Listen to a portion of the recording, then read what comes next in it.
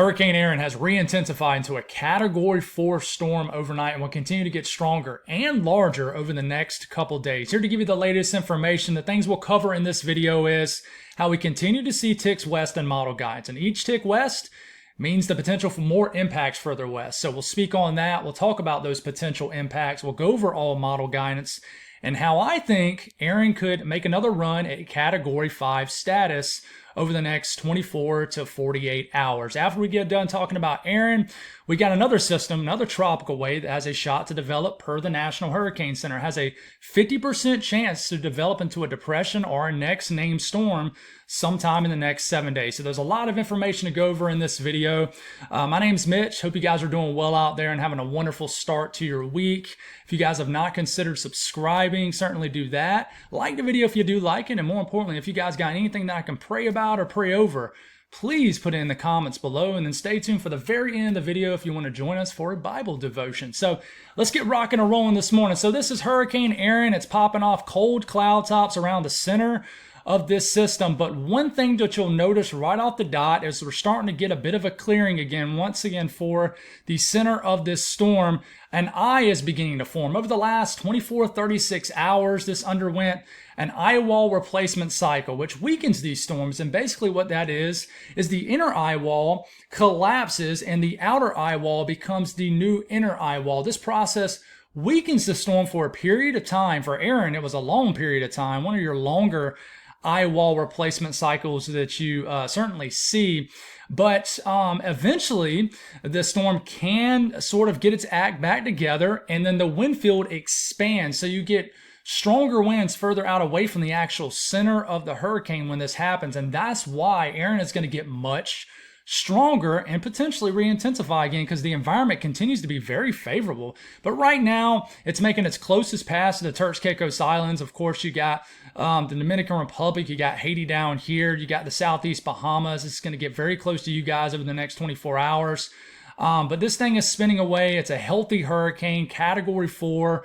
130 mile per hour storm right at this second. Could be even stronger by the time we get into the 8 a.m. update. Another way to look at this is water vapor loop. And I'm not going to stay on this as long, but certainly the white colors you see, that's more moist air in the atmosphere. The black colors you see, more dry air.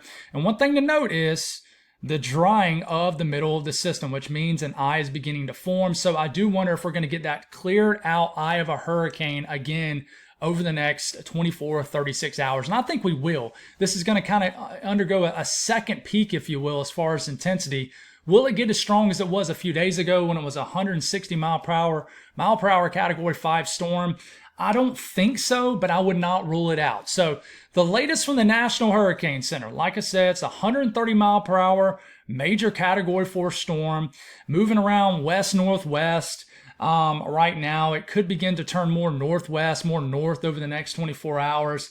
It's a 945 millibar storm per the 5 a.m. update. It is forecast to become a 145 mile per hour storm by this afternoon. So that's a decent amount of intensification. And the jury's still out on is this going to undergo some rapid intensification once again? I'm not sure. We just got to watch. These systems are crazy. And once they tap into such a excellent upper wind environment, I mean, all bets are off. We just saw that with the system a few days ago. But the tropical storm warnings are still up for areas of the Southeast Bahamas, Turks Caicos Islands. You guys are seeing some pretty rough conditions. And even for like the Central Bahamas, we got tropical storm watches up. So as we continue to move forward, we get into 2 a.m. tonight. Still a 130 mile per hour Category 4 storm. By the time we get into, say, 2 a.m. Wednesday, it's a 120 mile per hour Category 3 storm. So we're going to start to see some gradual weakening. It'll make its closest pass to, say, Bermuda and the Outer Banks of North Carolina probably sometime Wednesday night into Thursday morning. And I think that this storm, even though it will weaken, it will get much larger. So Category 3 or 2 hurricane right into here, and then the cone does extend way out here. And by the time we're in a 2 a.m. Saturday, it's a Category 1, probably post-tropical hurricane at that point as it loses tropical characteristics. So I want to reiterate this, guys. Let's zoom into this. This cone is not where, like, for example, in the Outer Banks, you might be thinking, okay, we're not going to see any impacts at all. The cone is not an impact cone. This is where the center of the storm could go. Okay? The impacts extend well away from the center of the storm, well away from the cone, right? So the center of the storm could still go, over here. Okay, and obviously that would bring more impacts this way, or it could go further this way. This would bring more impacts to over here, like Bermuda and the rest of the North Atlantic, right? So that is where the center of the storm could go. So just remember that. I always want to reiterate that, all right? So this is the latest information. A secondary peak intensity will likely be met sometime over the next 24 hours. So enough of that. Let's go over the latest model, guys. This is the latest Euro. Okay, we're not going to focus too much on the intensity of the storm. I want to just watch on, where Model Guys is trying to take this storm system right now. So Tuesday morning, we're going to start off, or obviously tomorrow morning.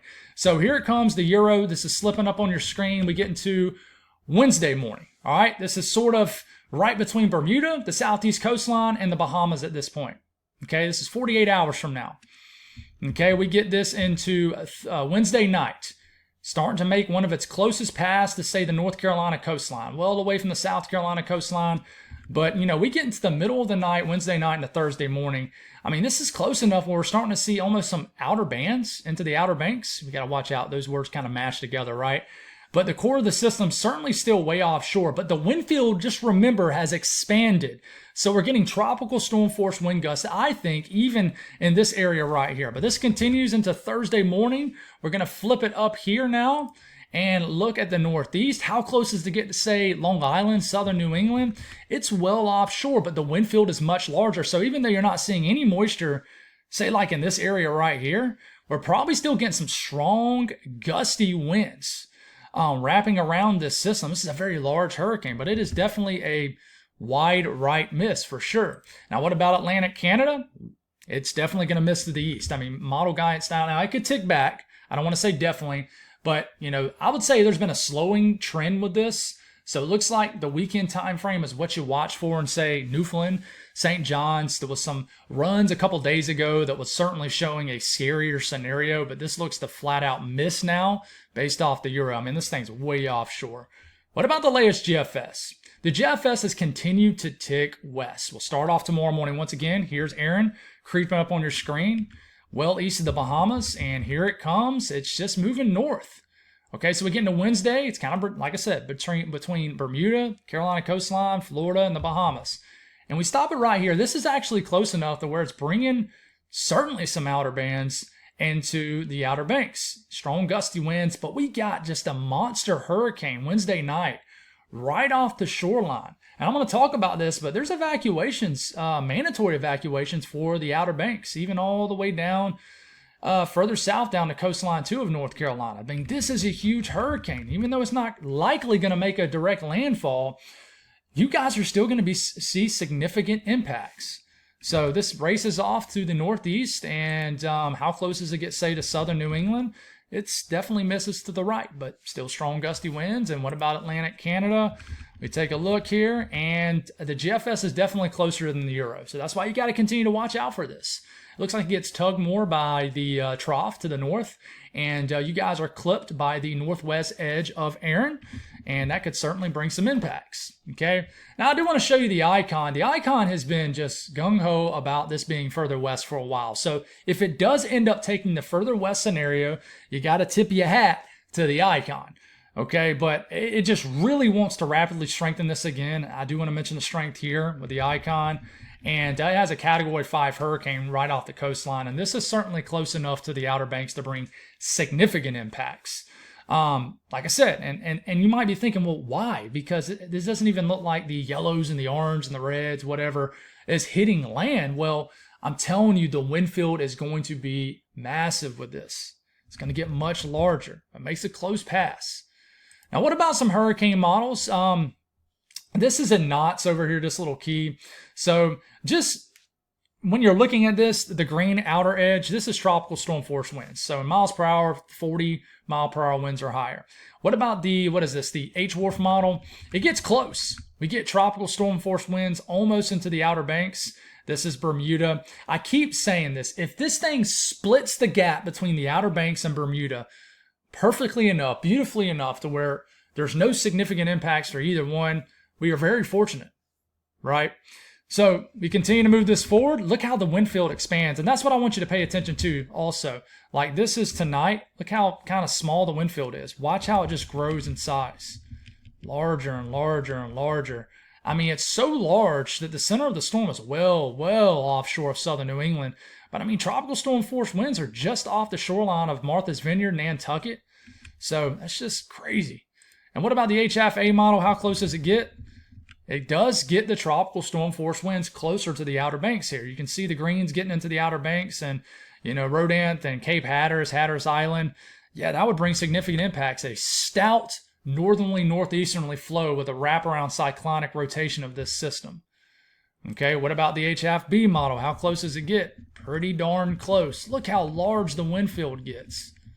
So, yeah, and, you know, why do I think that this could rapidly intensify again? Let's spend a minute or two on this. So I haven't geeked out with you guys in a few videos, just been kind of giving you the straightforward information. But the reason I think this has an opportunity to rapidly intensify, I'm not going to say it is, but it has an opportunity to, is because the upper wind pattern has not really changed, guys. The only thing that really weakened the system over the last day and a half is that eye wall replacement cycle. And maybe a little bit of land interaction from Hispaniola, maybe. But this is winds at about 200 millibars, 40,000 feet up in the air, well above the actual center of this storm system. So the flow is being pushed out away from the system like this. Okay, a lot of disbursement of air. It gets kind of weird right in here. A little bit of some sort of maybe upper feature in the atmosphere here. But a lot of air is being dispersed out away from the system. So as you have the dispersion of air that goes across, away from basically getting dispersed out from the top of the storm. This allows for more air to rise through the lower to middle sections of the storm, then that gets dispersed out. So this allows for a continuous ventilation exhaust system for these hurricanes. So basically it allows for just continuous rising air. Continuous rising air allows for the sustaining and firing of convection. Convection is shower and storm activity. Shower and storm activity creates a moist environment. These tropical systems, when they have a moist environment, really cocooned around the system, especially the low-level circulation, with such an upper wind pattern and very warm sea surface temperatures that I'm about to show you that this is going to still move into, rapid intensification cannot be ruled out. And sure enough, let's get this off your screen. You go in to look at sea surface temperatures. The hurricane, Ian is what? Where is Ian? Like right here? Ian, Erin. If I said Ian at all in the video, I do apologize. Erin is right here. Okay. Now this is in Celsius. 29, 30, 31 degrees Celsius. Water temperatures are just to the north of it. So let's just convert 30 degrees Celsius to Fahrenheit. I mean, that's in the mid to upper 80s. Okay. So this is still going to move into very, very warm waters. It's already in warm waters right now, but even warmer waters over the next 24 hours. So that mixed with the fact that you got such a great upper wind pattern, I don't see why this could not get its act together and then push Category 5 status again. So, anyways, you look at the wind field. So we'll talk about potential impacts. And over the next 24, 36 hours, your strongest winds are certainly away from the Bahamas, Turks, Caicos Islands. I mean, you guys, your winds could really increase over the next 12 or 18 hours, but you're registering, 40 to 50 mile per hour wind gusts in areas of the Bahamas. But man, we are getting lucky in the Bahamas. The strongest winds are right here where we have 125 to 145 mile per hour wind gusts, obviously with the eye wall of the hurricane, right? And then you look at the GFS, how close does it get? It's a little bit further east, but still damaging wind field going through there. Now, what about the Bahamas here? I'm sorry, Bermuda. Going for 50 to 60 mile per hour wind gusts. So the wind field will actually probably be, I would argue it's stronger probably on the right side. So it's going to expand out a little bit further on the right side, the east side of the system. So Bermuda, buckle up. You guys might end up getting tropical storm watch or warnings over the next couple of days. This thing is going to bring some strong gusty winds to you guys too. And we look at the GFS, same thing. They're pretty much aligned. 50, 60 mile per hour wind gusts are possible. Now, of course, everybody wants to know about the East Coast. Look how close some of these stronger winds are to the coastal areas of North Carolina up to southern New England. Outer Banks going for 50, 55, maybe 60 mile per hour wind gusts. You guys stick out right into this wind field, but the strongest winds certainly offshore, but strong gusty winds in the Outer Banks, and even some gusty winds a little bit further inland. But watch out into the Tidewater, into the Delmarva, all the way up to the Jersey Shore, even some 20, 30, maybe 35 mile per hour wind gusts up against Long Island, southern New England. We got to watch Martha's Vineyard, Nantucket, Cape Cod. We could get some strong winds, but nothing you guys aren't accustomed to. But how close does it get to you guys down here? Now, what about the GFS? It's not quite as close, but still 40, 50 mile per hour wind gust for the Outer Banks. So we just need to watch. Every little tick makes a big difference with this. Okay, so we continue to move forward, and just a closer look at the Northeast here. This is what we're looking at here. And then Atlantic Canada. Newfoundland, y'all go off kilometers per hour, so going for 60 to 70 kilometer per hour wind, gust, not sustained gust, sometime this weekend. But, overall, I'm not as concerned. Now, the GFS, a little bit closer. You got 60 to 80 kilometer per hour wind gust, on Avalon Peninsula near St. John. So we will continue to watch for you guys. Right now, I'm not overly concerned. But I do want to show you just a closer representation of what the HFA model is showing as far as potential wind gusts.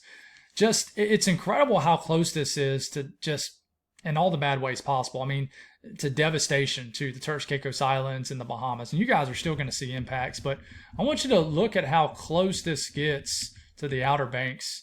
The HFA model, as we're getting into late Wednesday night into Thursday morning, has some strong gusty winds. Look at this. And the way this is going to be working here, the flow is obviously going like this around the system, right? So we're going to have some strong northeasterly and northerly flow right up against the Outer Banks. So this is going to be pushing a lot of water up against you folks. And I do think we're just going to have some damaging tidal surge into this area. Now, how bad is the impact's going to be? I don't know. I can tell you one thing. I would not build a house out in the Outer Banks. I've mentioned this in the last couple of videos. You guys are one direct landfall of a major hurricane away from being, I don't want to say you guys, but the Outer Banks, I definitely think they could go underwater one day if you guys are directly impacted by a hurricane. I mean, I've been out there once, and it truly is just like some areas of the Outer Banks is just a football field wide. I mean, it's just not going to take much, but it makes a close pass, and let's hope it doesn't trend any closer. But man, it is close there. Okay. Now I do want to mention, you got Ethan Clark, which runs North Carolina Weather Authority, phenomenal site. You guys in North Carolina probably know exactly who this is, but he has an awesome graphic up. I'm going to borrow it here. Pause the screen if you need to, but it talks about the evacuations for certain areas here. And, we look at the Hatteras area too. Mandatory evacuation has been issued for Hatteras Island. Talks about zones and, the towns. Funny how it says villages. But, so, yeah, I mean, this is serious enough to where they're making people evacuate. So, maybe somebody's question is, why is this ticking west on the GFS? I mean, and if we look at the last few runs, you can see this dark blue blob, that is Erin, right? You see how over the last few runs it's ticked west? Why is that the case? Well, I think that the best way I can explain it is there's been a little bit of a nudge west with this ridge right here. It's still not strong, but a little bit of push up against it. This has made Erin trend west. But one thing that I'll notice here is, if we back this up, there's been a little bit more of a detachment in model guidance from this upper trough right here that is supposed to, and it most likely still will, yank this further out into the North Atlantic. So I want you to watch as I go to the present run and how this blue blob sort of attaches itself from this blue blob, which is Erin, upper trough. Okay? See how there's a little bit of a detachment there? And honestly, I think this is more so because Erin has trended a little bit slower. So what's happening is it's just missing the connection here a little bit more and more. Now, do I think it's going to miss it altogether? I really don't. I think that the weakness in the pattern right in here has already been created, and I think this thing is just going to turn north and northeast eventually. But the more that this area detaches right here, I think that just more that this is going to sort of just take a little bit too long to turn back northeast.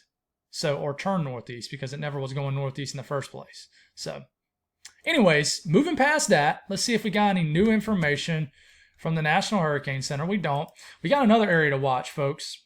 And this has not been dubbed an invest. I think 99L is next. But this area, there's a tropical wave right here, has a 50% chance to develop sometime in the next 7 days into this area right here. And this is bumped up from a 20 to a 30 to a 40 to a 50% chance, I believe, over the last 24 hours. So confidence is increasing. And it almost looks like it's going to go right into the same area that Erin did. And if we look at the wave, it actually looks pretty decent this morning. This is the energy here. Now, let's look at another way because my face might be kind of messed up here. Let's look at Eastern. Here we go. This is it. Better way to look at it here. This is it right here. The energy. Still, I would say closer to Africa than it is to the Caribbean. But this is the energy right in here. We just got to see what this does. Does this consolidate? Honestly, it looks like it's popping off some intense convection, but it's hard to see exactly what's going on here. We got to kind of just multiple areas of energy out here. But this is the circled area is what we were watching. Now, what about model guides? What is it showing? I want to start this first panel off by showing you where it starts. So this is starting off tomorrow morning. See a broad area of low pressure, a lot of unsettled weather depicted here by the greens and stuff like that. And then as we move forward, it does show it just sort of maintaining itself throughout the week. Doesn't develop it much. And then we get to about right here. And then we jump ahead to about Saturday morning. We got a weak tropical system sort of getting over the northern Leeward Islands, the Virgin Islands, and eventually going over Puerto Rico, kind of just going right over the Greater Antilles. Therefore, it struggles to strengthen, and then eventually gets over the Bahamas, and then begins to intensify as we're getting into early next week. And it looks like a cold front, and I'm going to try to fit some time in for this in a later video, but there is I officially got the East Coast on the Eastern U.S. on a cold front watch. I think we got a big cold front coming through that's going to make everybody feel nice and fall-like, and we'll speak on that as we go. But I think a cold front is going to impact the steering of this system if it does get into this area. But the GFS has another hurricane off the coast of the southeast next Tuesday, but then it gets thumped out to sea because of a cold front that moves in. But it still has a tropical system, and we don't know exactly how far this cold front's going to dig down and things like that. But what about the Euro? The Euro has been adamant about this getting into the Southwest Atlantic, and we're getting into the end of next week, and about a week from today, has a weak tropical system, 1,008 millibar low, but it does turn this. It doesn't really affect anybody except bringing some unsettled weather across areas of the Caribbean. So the GFS has ticked to the Euro as far as where it thinks this is going to go, but of course, we don't know for sure. Euro AI model follows the Euro like it normally does, develops the system about a week out, and then turns it out and actually gets east of Bermuda. So what about Euro ensemble guidance here? All right, what does it show it doing? This is a different way to look at it. You're just going to see a bunch of L's pop up on your screen, a lot of discoloring or coloring on your screen. This is Erin itself, so a big blob, obviously an ISO on your screen. This will head out, and then we look at the signal behind this. You see all those little members with L's? This is where this particular run has lower pressure. And just what we look at here is there's a signal for low pressure. Low pressure's out there, not 10 or 15. But there's a signal that we're going to have a tropical wave that's going to have a shot to develop, but there's a broad signal. I mean, we got members already turning out to sea up here. We got a couple members, areas of lower pressure in the Gulf. We got a lot of stuff into there, and basically it originates from this area and then moves into this area, or maybe even down into this area. We don't want anything getting into the Gulf. We know that. But, you look at, say, the GFS ensemble, and we're going to have to get this back in motion here. There's Erin, moves away. What happens behind this? I don't know if we have the entirety of the run here. And there it goes. There's the signal for something, and we don't. So we're actually going to have to flip this back to the OOZ here. And yeah, I mean, show some members. You're not going to see as many members on your screen just because there's only 21 members that make up the GFS ensemble. But we certainly have another signal out there. It's just very broad, very spread out. And I really like looking at Weather Nerds better with this, guys. But the thing is that the track of Erin is really blending in with the track of this potential wave. You can see it here. This is Erin, right? So let's take a closer up look. This is a 1 week from today. You see a lot of members, but it's a broad look here. Now, what about, say, the GFS ensemble? And this is the, I think this is the OOZ. Yeah, OOZ run. And it has these members kind of in the same area, but I know it's kind of hard to see on your screen because you see Erin sort of blending in with this. Every time I say Erin, I'm paranoid that I've said Ian multiple times in the video. I hope I have not said Ian. I've meant Erin. They're very close. Start with a different letter, but anyways. So yeah, that's it. Let's make sure we don't have any new updates while we're at it. And we don't. 130 mile per hour hurricane. It's very healthy. Let's do our Bible devotion. Hey, for my people that tune in regularly, sorry I don't have a daily forecast. I'll be honest, we're kind of at the time where we're just, we gotta really focus on Erin. Once we get Erin on out the way, we can go back to a daily forecast, and I'll try to get back to it tomorrow. But Mondays are crazy, and I'm sure most people understand that. But I will always fit time in for scripture when it's time for it. So this morning we're in Matthew chapter 7, verse 24 through 29. So we got a little bit of a longer one for you. So let's read this. And the theme for this is called The Two Foundations of My Bible. It says, "Therefore, everyone who hears these words of mine and acts on them will be like a wise man who built his house on a rock. The rain fell, the rivers rose, and the winds blew and pounded that house. Yet it didn't collapse because its foundation was on the rock. But everyone who hears these words of mine and doesn't act on them will be like a foolish man who built his house on the sand. The rain fell, the rivers rose, the winds blew and pounded that house, and it collapsed. It collapsed with a great crash. When Jesus had finished saying these things, the crowds were astonished at his teaching, because he was teaching them like one who had authority and not like their scribes." Okay, so honestly, I found this when I was in church yesterday. And ran across it, and I thought it was great. So I wrote a couple things. I said, the comparison is of two houses, one being made of rock and the other of sand. The rock and sand are the foundation. The storm represents the challenges of life. Building by rock is actively following the teachings of Jesus and living by them, even when bad things happen in life. Being active in your faith, strong foundation created. Building by sand is knowing Jesus but not actively following him. It creates a weak foundation, so when a challenge comes, the great crash, as mentioned in Scripture, occurs. The foundation of one's life is revealed during times of adversity. So I'm not sure who said this, but there's a saying out there that says, adversity introduces a man to himself.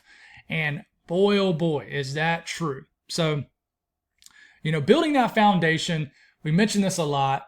Actively seeking God's will, following his teachings, challenging yourself, good and bad, and just walking the life you say you live, which is a follower of Christ, if that's your walk,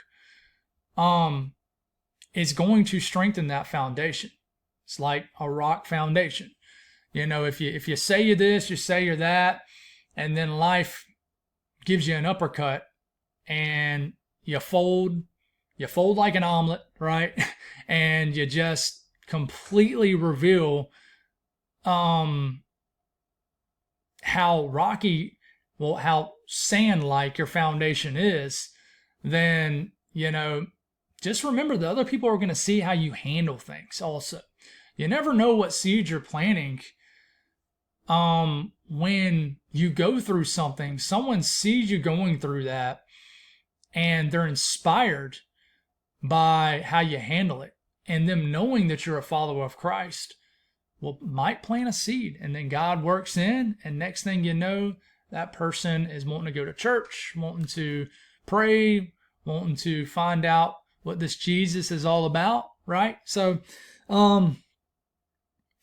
make sure you got a solid foundation. A solid foundation oozes into everything else in life. Make God your number one priority, and everything else follows, guys. Everything else follows.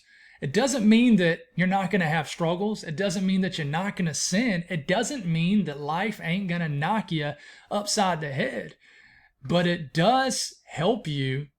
It makes you handle these things a heck of a lot better. So, hope that makes sense. Appreciate y'all. Love y'all. Folks, the video last night hit over 160 something thousand views. God is good. That's all I can say. So, I haven't read the comments over the weekend. Normally when the videos pop off like that, there's a lot of great positive feedback, but there's a lot of feisty comments too, and I haven't read through them. Maybe I'm wrong. I might be assuming, and maybe I shouldn't do that. But I'll try to get through all of them, but I can tell you that this is probably going to be one of those growth periods where I'm not going to be able to fish through all the comments. What I'll try to do is fish through all the prayer requests, because those are the important things to me.